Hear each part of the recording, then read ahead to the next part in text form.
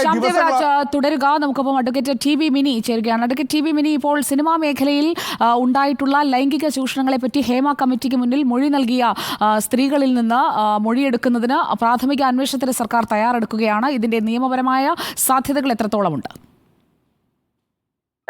ഇപ്പോ ഒരു ചാനലിൽ നിന്ന് വിളിച്ചിട്ടുണ്ടായിരുന്നു, സർക്കാർ ഒരു സ്പെഷ്യൽ ഇൻവെസ്റ്റിഗേറ്റിംഗ് ടീമിനെ തീരുമാനിച്ചു എന്ന് പറഞ്ഞിട്ട്. കറക്റ്റാണോ അത്? അപ്പൊ അത് അതെ നമ്മളെ തുടക്കം മുതൽ പറയുന്ന, ഞാൻ ഒരു 5 ദിവസമായി എനിക്ക് നിങ്ങളൊക്കെ ആയിട്ട് ബന്ധപ്പെട്ട് സംസാരിക്കാൻ കഴിയുന്ന എല്ലാ സമയങ്ങളിലും ഞാൻ പറയുന്ന ഒരു ലീഗൽ സ്റ്റാൻഡാണ്. അതായത് ഒരു കോമൺ FIR ഇട്ട് ആ FIRന്റെ മേലെ അന്വേഷണം നടത്തി കൃത്യമായും ഈ പീഡിപ്പിക്കപ്പെട്ടിട്ടുള്ള അല്ലെങ്കിൽ വിക്ടിംസ് ആയിട്ടുള്ള ആളുകൾക്ക് മൊഴി പറയാനായിട്ടുള്ള അവരുടെ പ്രൊട്ടക്ഷൻ ഉറപ്പുവരുത്തിക്കൊണ്ട്, അവർക്ക് സംരക്ഷണം ഉറപ്പുവരുത്തിക്കൊണ്ട് ആ മൊഴികൾ രഹസ്യമായി ശേഖരിച്ച് കൾപ്രിറ്റ്സ് ആയിട്ടുള്ള ആളുകളെ ശിക്ഷിക്കണം എന്നത് നമ്മൾ ആവശ്യപ്പെട്ടുകൊണ്ടിരിക്കുന്ന ഒരു കാര്യമാണ്.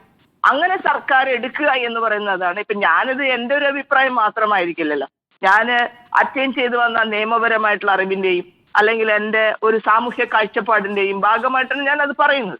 അത് സ്വീകരിക്കപ്പെട്ടു എന്ന് പറയുന്നത് അതാണ്. തെറ്റുകൾ പറ്റിയാൽ തിരുത്തുക എന്ന് പറയുന്നതാണ് ഈ സർക്കാർ ചെയ്യേണ്ട കാര്യം. അതിപ്പോ തിരുത്തി എന്ന് പറയുന്നത് നമ്മൾക്ക് എല്ലാവർക്കും, നിങ്ങൾക്ക് പ്രത്യേകിച്ച് മാധ്യമ പ്രവർത്തകർക്ക് ബിഗ് സല്യൂട്ട്.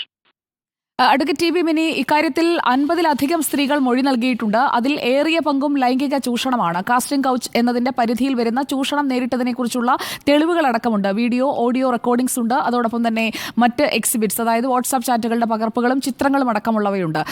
ഈ തെളിവുകളെല്ലാം ഈ കമ്മിറ്റി റിപ്പോർട്ടിന്റെ ഭാഗമായി അതിന്റെ അനുബന്ധമായി ചേർത്തിട്ടുള്ളതാണ്. അത് ശേഖരിക്കുക, അതിൽ പറഞ്ഞിട്ടുള്ള കാര്യങ്ങളിൽ ഒരു വ്യക്തത വരുത്തുക. അതേ മൊഴിയിൽ ഇവർ ഉറച്ചു നിൽക്കുകയാണെങ്കിൽ പ്രത്യേകം പരാതിയുമായി ഇവർ മുന്നോട്ട് പോകേണ്ടതില്ലല്ലോ. അവർ ഈ പറഞ്ഞ കാര്യങ്ങളിൽ, കമ്മിറ്റിക്ക് മുന്നിൽ പറഞ്ഞ കാര്യങ്ങളിൽ ഉറച്ചു നിന്നാൽ തന്നെ സർക്കാരിന് സ്വമേധയാ കേസെടുത്ത് ഓരോ കേസായി എസ്കലേറ്റ് ചെയ്യാൻ കഴിയില്ലേ? അതൊരു FIR ഇട്ടാൽ മതി. ഫസ്റ്റ് FIR ഇട്ട് ഇൻവെസ്റ്റിഗേഷൻ നടത്തുന്ന സമയത്ത് അവരുടെ ആ മൊഴികൾ അന്ന് പോലീസ് എഴുതിയെടുക്കേണ്ടി വരും. അതാണ് അതിന്റെ പ്രൊസീജിയർ.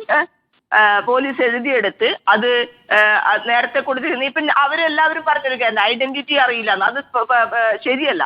ആ റിപ്പോർട്ടിൽ തന്നെ ഐഡന്റിറ്റി എല്ലാം ഉണ്ട്. അവര് പോലീസ് വഴിയാണ് നോട്ടീസ് കൊടുത്ത് ഈ ആളുകളെ ഹേമ കമ്മിറ്റി മുൻപാകെ എത്തിച്ചത്. അതുകൊണ്ട് തന്നെ ആരാണ് എന്താണെന്നൊക്കെ കൃത്യമായിട്ടുള്ളതുണ്ട്. ഇനി അത് മാത്രമല്ല, ഞങ്ങൾ കേരളത്തിലെ 20ഓളം വരുന്ന വനിതാ അഭിഭാഷകർ ഞങ്ങൾ ഇന്ന് ഒരു ടീം ഉണ്ടാക്കിയിട്ട് ഞങ്ങൾ ഒരു മെയിൽ ID ഉണ്ടാക്കിയിട്ടുണ്ട്. ഏത് ഇത്തരത്തിലുള്ള സ്ത്രീകൾക്കും ആ മെയിൽ IDയിലേക്ക് അവരുടെ പരാതി അയക്കാനും ആ പരാതി വളരെ കൃത്യമായിട്ട് കോടതി വഴി തന്നെ അല്ലെങ്കിൽ ഇൻവെസ്റ്റിഗേഷൻ ടീമിന് അവരുടെ ഐഡന്റിറ്റി ഒരു തരത്തിലും വെളിവാക്കാതെ ഞങ്ങൾ എത്തിക്കുന്നതായിരിക്കും എന്ന ഒരു തീരുമാനം ഞങ്ങൾ എടുത്തിട്ടുണ്ട്. അത് ഞങ്ങൾ പല രീതിയിലും അത് റിപ്പോർട്ട് ചെയ്തിട്ട് ഞങ്ങളുടെയൊക്കെ ഫേസ്ബുക്ക് പേജുകളിലും ഞങ്ങൾ അത് അപ്ലോഡ് ചെയ്തിട്ടുണ്ട്.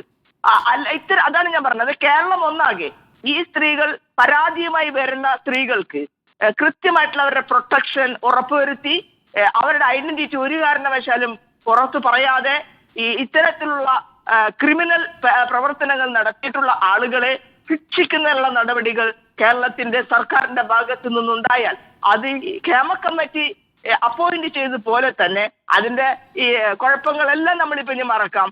അത് കൃത്യമായ അന്വേഷണം നടത്തണം എന്ന് പറയുന്നതാണ് നമ്മളുടെ ആഗ്രഹം.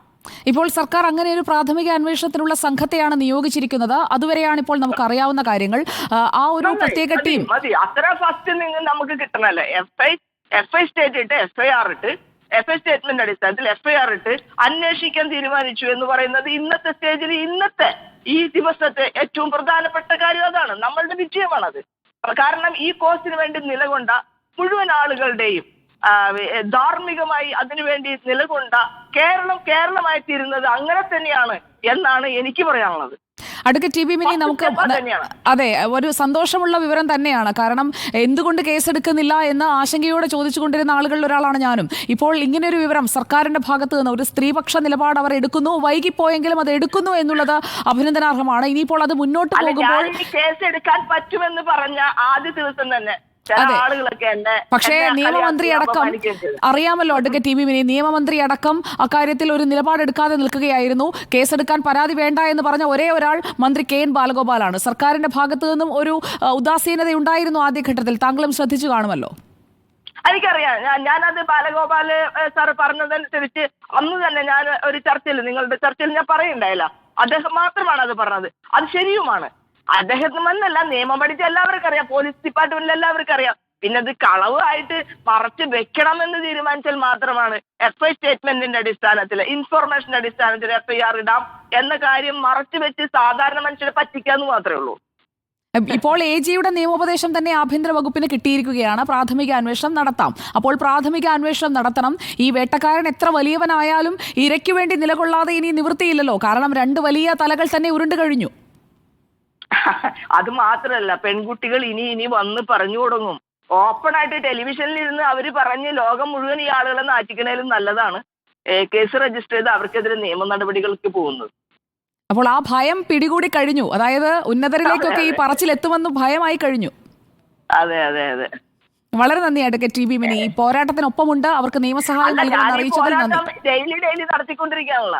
അതെ, ഇപ്പൊ നടി ആക്രമിച്ച കേസിൽ എനിക്ക് ഞാൻ ശ്വാസം വിടണില്ല എന്ന് നിങ്ങൾക്കൊക്കെ അറിയാം. 11 മണിക്ക് കോടതി കയറിയ 6:30 മണിക്ക് ഇറങ്ങുന്നവരാണ് ഞങ്ങളിപ്പോ.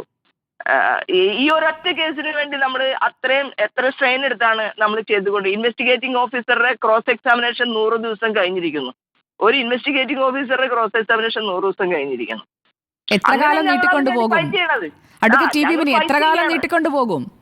ആയിക്കോട്ടെ, അവർക്കത് റൈറ്റ് ഉണ്ട്, അവർ ചെയ്തോട്ടെ. ഒരു പ്രതിയെ സംബന്ധിച്ച് അവരുടെ റൈറ്റ് ആണ്, അവരത് ചെയ്തോട്ടെ. ഞങ്ങൾക്കാർക്കും പ്രശ്നം. ഞങ്ങളത് സംയമനത്തോടു കൂടി നമ്മളതിന് എല്ലാ തരത്തിലും കോപ്പറേറ്റ് ചെയ്തുകൊണ്ടിരിക്കും.